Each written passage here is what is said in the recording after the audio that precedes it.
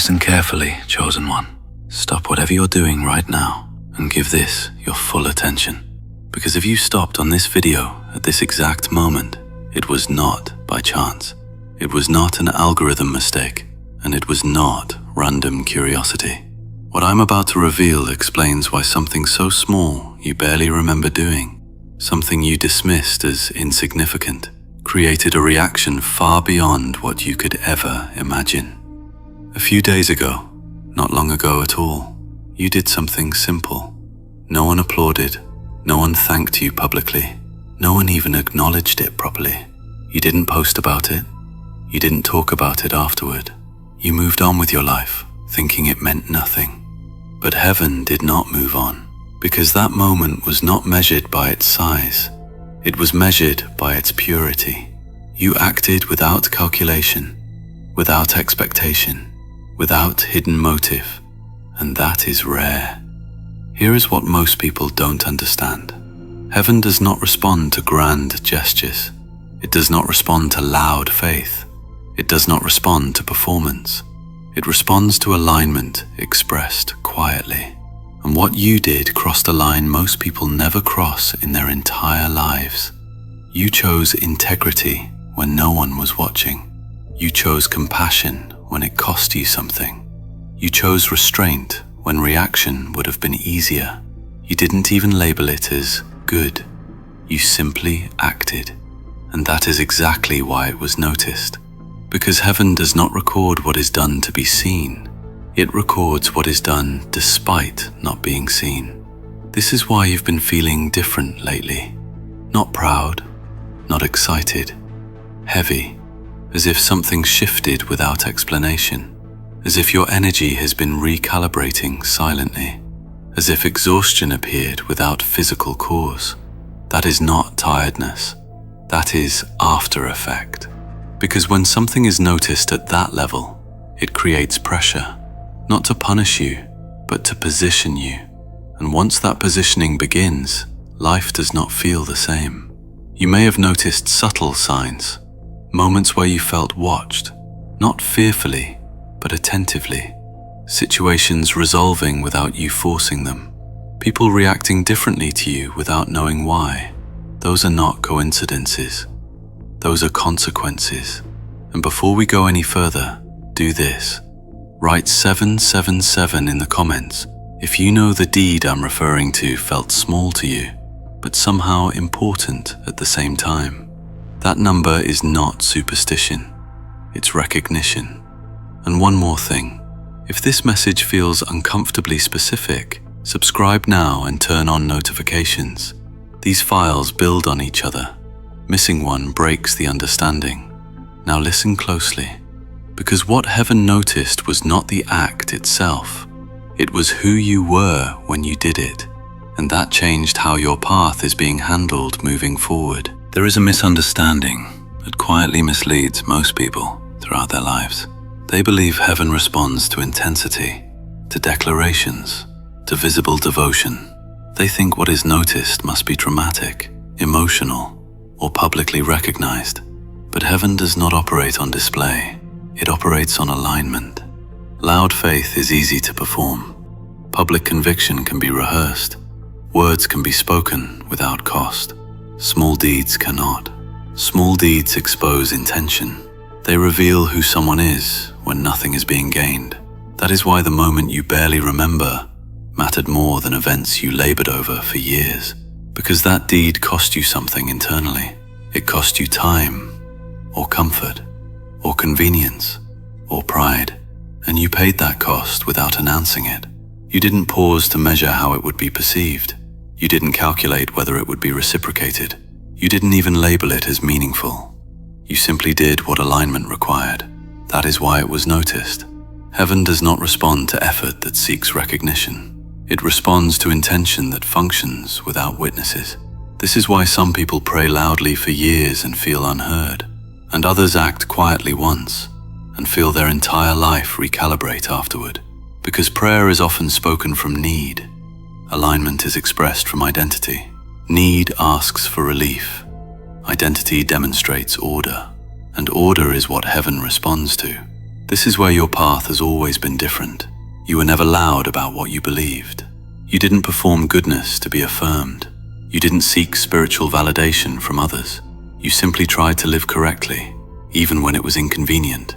That consistency did not go unnoticed, but it was not rewarded immediately, because immediate reward would have distorted intention.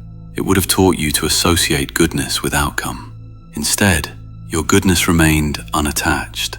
You continued choosing restraint even when nothing improved externally. You continued acting with integrity even when silence followed. That is alignment without bargaining, and alignment without bargaining is rare. This is why heaven did not respond the first time you did something right, or the second, or the 10th, because the question was never whether you could act correctly. The question was whether you would continue to do so without reinforcement. And you did. That is what the small deed confirmed. Not that you are capable of goodness, but that goodness is now structural in you. You don't do it to be seen. You don't do it to be saved. You don't do it to be rewarded. You do it because deviation feels wrong. That is the moment heaven begins to respond differently. Because when alignment becomes automatic, it can be trusted. This is why small deeds matter more than loud faith. Loud faith can disappear when pressure arrives. Small deeds persist under pressure. Loud declarations can change with audience. Quiet actions remain consistent regardless of who is present, and heaven measures consistency. This is also why the deed you barely remember triggered a shift, because it happened without internal debate. You didn't wrestle with conscience. You didn't hesitate. You didn't weigh pros and cons. You simply acted in alignment, naturally. That naturalness is the signal. It says, correction is no longer required. And once correction is no longer required, the role of heaven shifts. It stops restraining. It stops delaying. It stops testing. And it begins positioning. Positioning does not feel like reward. It feels like weight, responsibility without announcement, attention without explanation, pressure without punishment. This is why your energy changed afterward. Not uplifted, not energized, heavier, because weight is what comes before placement, and placement is what comes before movement. You were not meant to feel proud after that deed. Pride would have corrupted it. You were meant to feel nothing, and you did. That absence of emotional attachment is what sealed it. This is why heaven noticed everything. Not the size of the action, not the visibility of the moment, but the purity of intention that no one else saw. And once intention is recorded at that level, the path does not remain the same. What changes next is not how heaven sees you, it is how the world around you begins to adjust. That is where we go next. The moment that small deed was recorded, something subtle but irreversible shifted. Not around you at first, within the structure that governs how your life is handled. Most people imagine heaven responding emotionally, with approval, blessing, or reaction. That is not how it works. Heaven responds structurally. It changes how pressure is applied, how delay is used, how resistance is introduced or removed. And the moment your deed was recorded, the method changed. Before that moment, your life was still under verification. You were being allowed to move, but cautiously. Progress was possible, but regulated. Opportunities appeared, but required effort to sustain. That was not restriction, it was calibration. Because calibration ensures that alignment is not temporary. But the small deed you performed closed the calibration phase.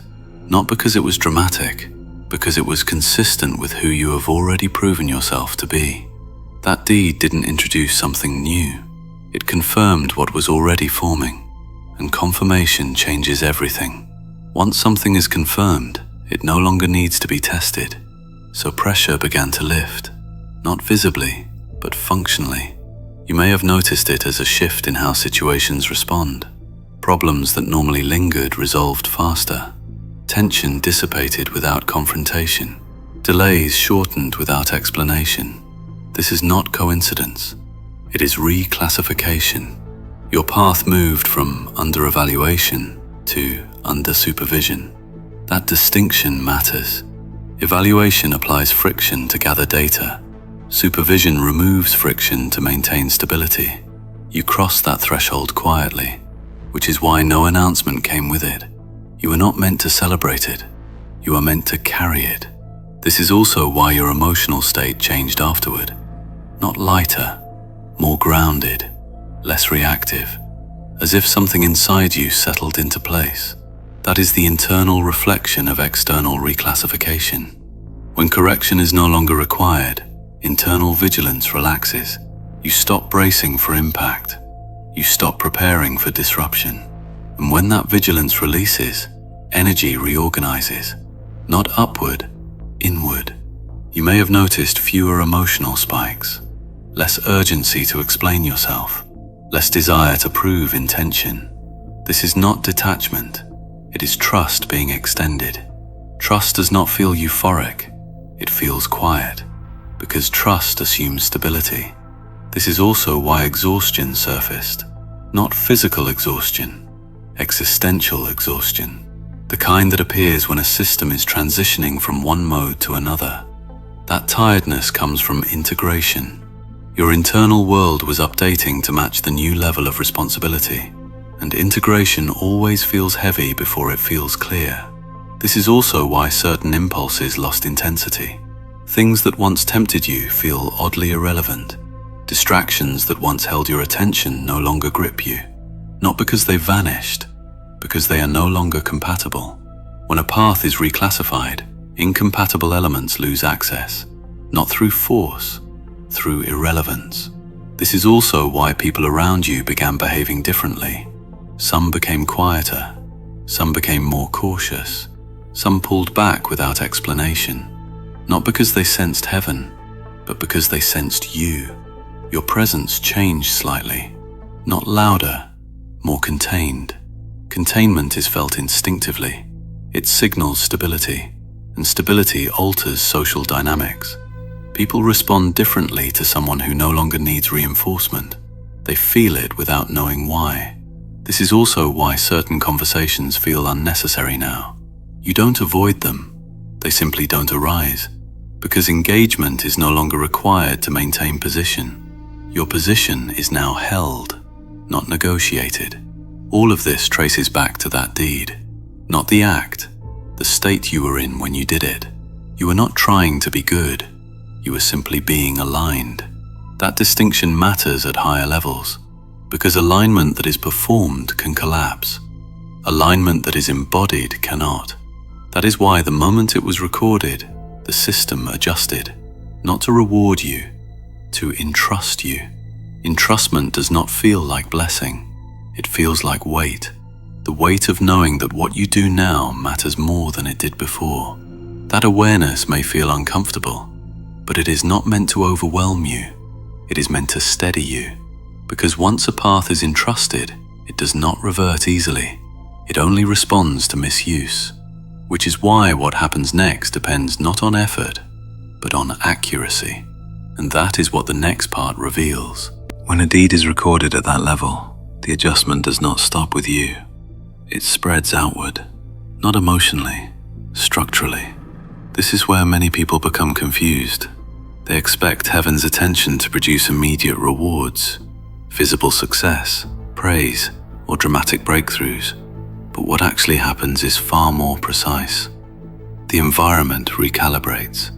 Because once someone is entrusted internally, the world must respond in a way that preserves that stability. This is why things around you started shifting quietly, not exploding, not celebrating, repositioning. You may have noticed that situations which once demanded effort now resolve with less resistance. Conversations that would normally escalate now dissolve early. People who used to challenge your boundaries now hesitate. Delays that once stretched endlessly now shorten. This is not luck. It is alignment being mirrored externally. When alignment stabilizes internally, the world reduces friction automatically. Friction exists to correct misalignment. Once misalignment is no longer dominant, friction becomes inefficient, and inefficient systems adapt. That adaptation looks like cooperation, not enthusiastic cooperation, neutral cooperation, the kind that doesn't announce itself.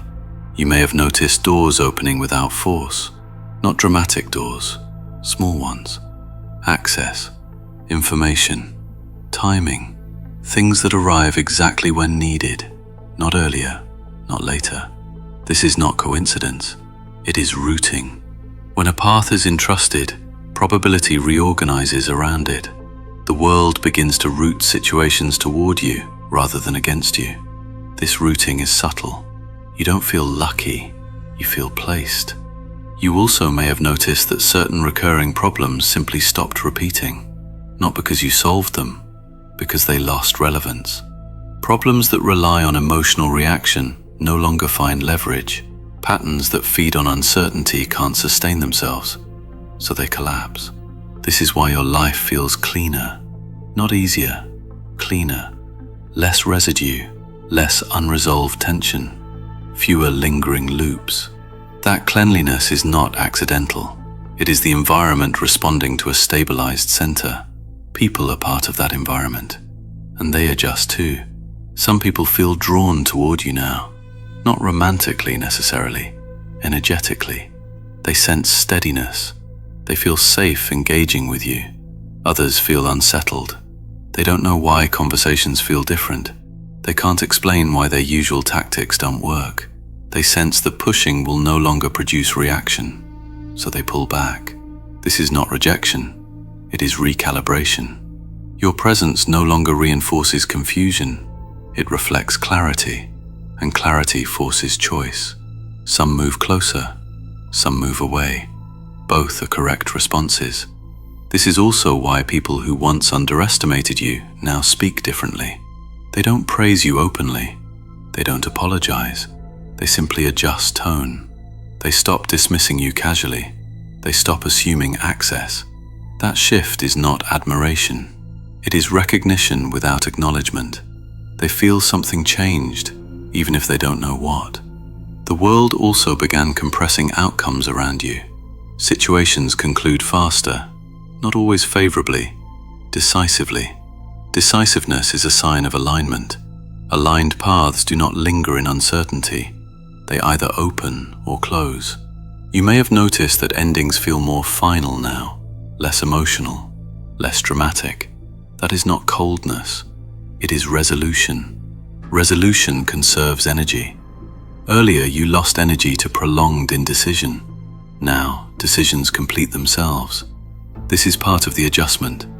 Another sign is how coincidence feels. Earlier, synchronicities surprised you. Now they feel expected. Not because you demand them, but because alignment anticipates coherence. You don't question timing as much. You sense when to move. You sense when to wait. And when you wait, things often align on their own. This is not passivity. It is trust being mirrored. The world responds to those who no longer force it, because force introduces instability. You also may have noticed fewer confrontations, not because people agree with you, because confrontation no longer benefits them. Your silence has become more effective than argument ever was, not because it intimidates, but because it removes incentive. Chaos thrives on reaction. You stopped feeding it, so it adjusted. This adjustment is not permanent by default. It depends on how you move forward, because once the world reorganizes around someone, responsibility increases. The environment is responding because it trusts your stability. That trust can be maintained or misused. Which brings us to the final and most important part, what this phase now requires from you. When a path is entrusted, expectations change, not outwardly, inwardly. This is where most people misinterpret what comes next. They assume heaven's attention means permission to relax discipline, to speak louder, to move faster, to claim visibility. That assumption is dangerous, because once a path is entrusted, precision replaces effort as the primary requirement. Earlier, effort was necessary because alignment was still forming. Mistakes were tolerated because they corrected direction. Pressure existed because it produced growth. Now, the purpose of pressure has ended. What remains is stewardship. Stewardship of intention. Stewardship of timing. Stewardship of access. Heaven does not expect you to do more. It expects you to do less, more accurately. This is the first internal demand of this phase: accuracy in response. You may have noticed that impulsive actions feel heavier now, not morally wrong, energetically disruptive. You sense immediately when something is rushed, when words are spoken too quickly, when decisions are made before clarity has fully settled. That sensation is not fear. It is internal calibration asserting itself. Heaven does not correct you externally anymore. Correction has moved inside, which is why you feel discomfort before misalignment, not after. That is trust. Trust assumes you will self-govern. This phase also demands restraint with visibility, not hiding. Restraint. You do not need to announce what is unfolding. You do not need to explain your process. You do not need to validate your movement publicly. Earlier, visibility would have destabilized you. Now, it would dilute precision. What is forming around you does not benefit from exposure yet. It benefits from containment. Containment protects integrity. This is why silence now carries more power than declaration. Not because silence is passive, because silence prevents distortion. Distortion invites correction. Correction reintroduces resistance, and resistance is no longer required. Another expectation of this phase is selective engagement. You are no longer meant to engage with everything that presents itself. Opportunities that once excited you may now feel misaligned. Conversations that once felt necessary may now feel draining. Connections that once held significance may now feel complete. This is not loss, it is filtration. Heaven does not remove things violently at this stage. It allows misalignment to become obvious. You are expected to recognize it and step away without drama.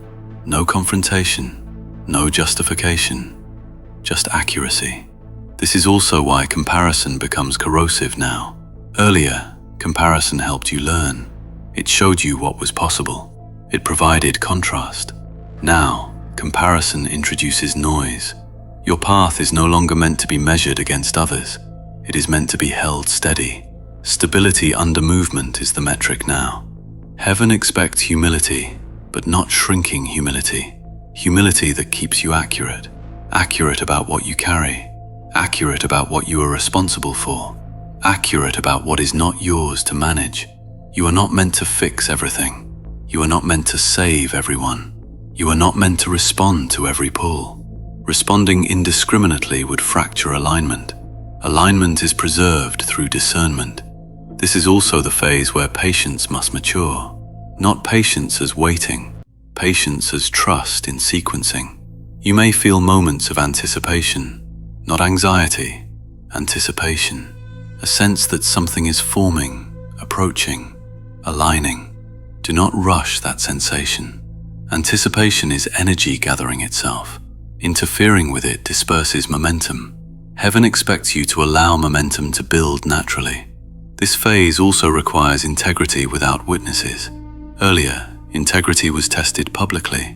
Now, it is tested privately. In choices no one will ever know about. In thoughts you entertain without expression. In decisions that carry no immediate consequence. Those moments matter more now than ever before, because influence amplifies impact. What you allow internally now shapes what unfolds externally later. Heaven expects consistency here, not perfection. Consistency. This is why humility must coexist with confidence. Confidence that you can carry what is unfolding.